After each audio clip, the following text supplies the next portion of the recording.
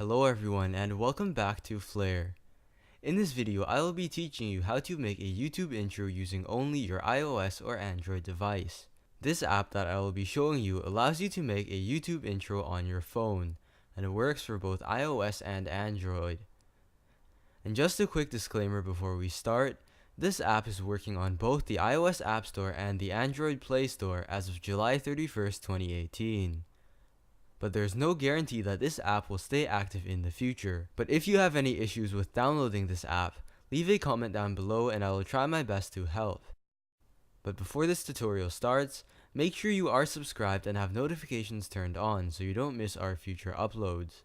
Anyways, let's get started with this video. So the first thing you want to do is go to your App Store. Once you're here, click on the search bar. Then you want to type in YouTube Intro Maker, and when it loads you want to click on the second one, which is called Intro Maker YT Intro Designer. But since I already have it, I won't be downloading it. And right after you download the app, you want to open it. Once the app is open, you will see a list of popular YouTube intros. And I would recommend choosing one from this list because the intros in the popular section are most likely of high quality. And when you find one that you like, click on it. Next, we're going to add text to our intro. To do this, simply go to the bottom left corner of your screen and click on text. Now I'm going to type in the channel name. Then press next and choose a font that you like from the list. I would recommend choosing the non-premium fonts as they are free.